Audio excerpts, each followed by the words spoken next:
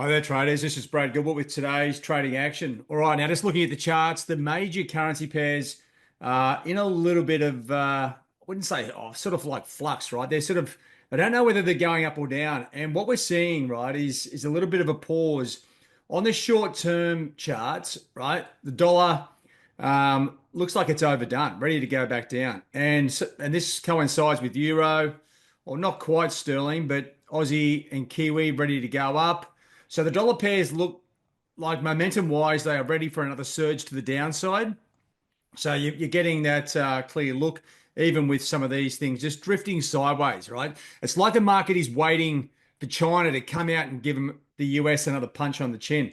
So that's where we are on the hourly charts. You come into the daily charts, right, and it looks like the opposite. We might sort of get a bit of a bounce here, but this is where you need to sort of trust objectively, what is happening. These things are breaking down.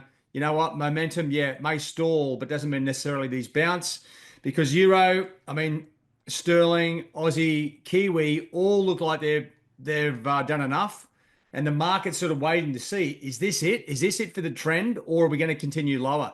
Right. So we've got good technical setups. We're just not getting the confidence from the market, and that comes from like last week's, crazy trading conditions, cross equity markets, the bonds. Like there's still a lot of wounds to heal here. Now, if you're looking at this is where what I think is going to happen, right? I think we're going to see dollar weakness, right? A period of extensive dollar weakness, and it sort of comes with these sort of comments here, right? You got McGeever coming out, you go back to Robert Rubin when he was in charge back in the 90s, early 90s. The US have always had a strong dollar policy, right? They don't want to talk their dollar down.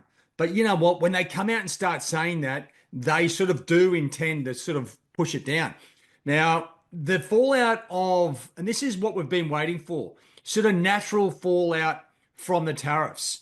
You're starting to see big US companies that are either manufacturing in China or Japan, and they are going to start getting shut down, and it's going to have a big impact, especially on the equity market in the US, right? So and that's just one thing, right? I saw Japan come out with a cease and desist for Google. There's a load of companies in China that are getting hit by this.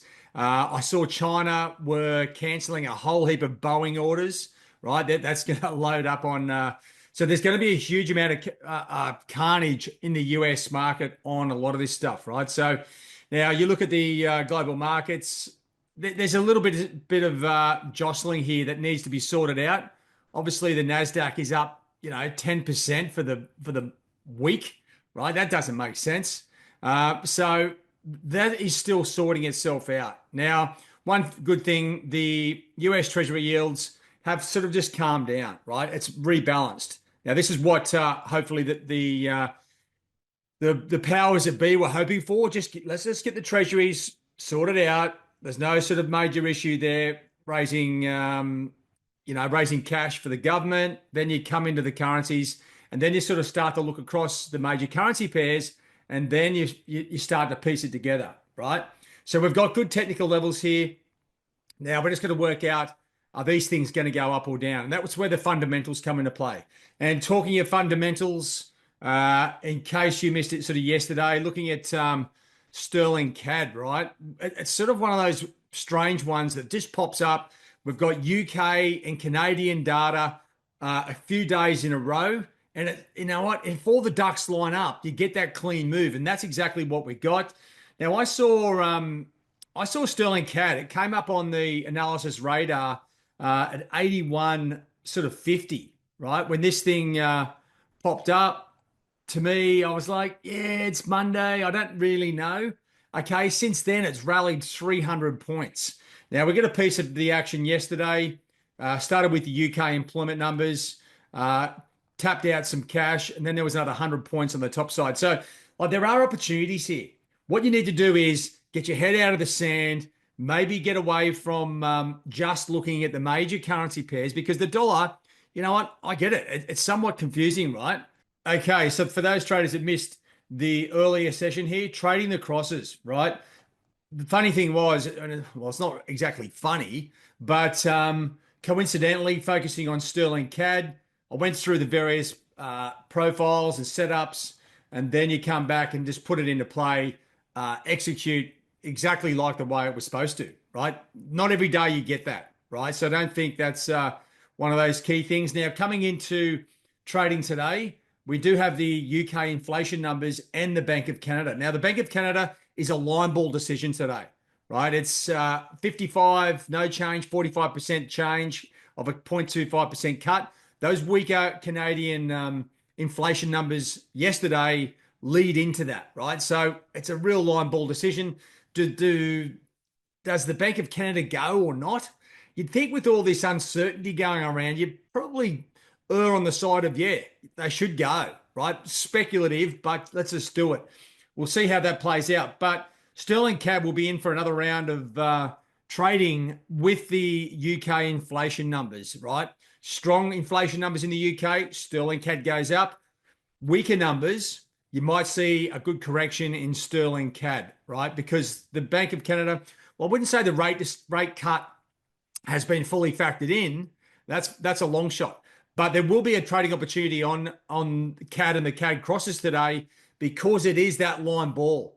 45, 55, it's going to go up or down one way or the other. If they don't cut, right, Canadian dollar rallies. If they do cut, it falls, right? That's as simple as that. And that's what you need to be looking at. In between that, we got US retail sales, right? So what I'm saying is sometimes, and like right now, you look at the major currency pairs here on your charts, you see good opportunities, but it's like the market is very nervous, waiting for a big knee-jerk reaction from whatever China's got planned. And you can be sure as hell they'll come out with something.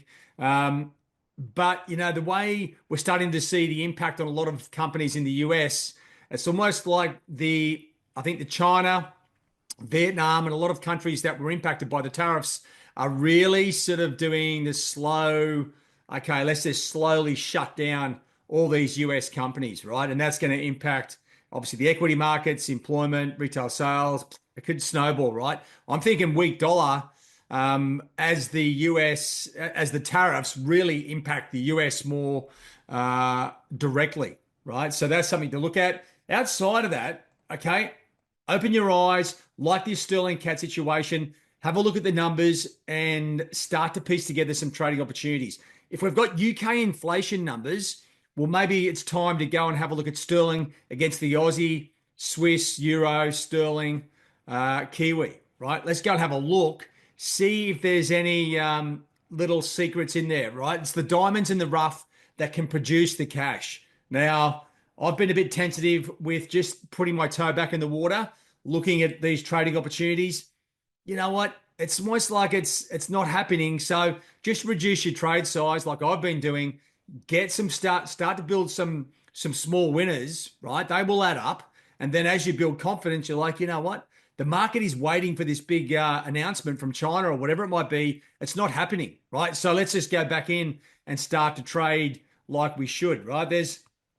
And you know what? On these daily charts, we're at some big levels, right? Euro has sort of popped up, doesn't know what to do above here. Sterling's right at a key level. Very important, obviously, for today's UK inflation numbers. Aussie, well, you know what? It's got itself up off the floor. There's a horizontal line here that really has sort of capped things at 64.08, right? It does look massively overbought, that's for sure.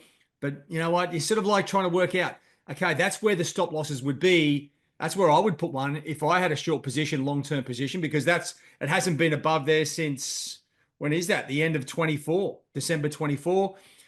Kiwi, well, the flightless bird is just enjoying the sunshine at the moment. And the dollar pairs, you can see they are sort of heading south for the summer, right? That's where we are, right? So anyway, let's just try and piece it together. Don't force the issue. Don't come back and sort of go, oh yeah, I missed this, I missed that. Be confident with your decisions. If you're not confident, stay out of the trade or just reduce your trade size, right? We're looking at for good opportunities at the moment. We do have the US equities going down. If you're looking at the risk profiles, it's a risk off. You can see these, the CAD, Aussie, and Kiwi all red. So that tells us exactly what's going on there. And as you can see, like there's weird things happening. Like Euro is still uh beating the bucking the trend, beating the trend, whatever you might want to call it. That is something that we need to look at as well. Anyway, consider what's going on. Make sure things make sense. Get some trades in the market, and let's see what goes on from there. All right, guys, have a good one. All the best. Cheerio.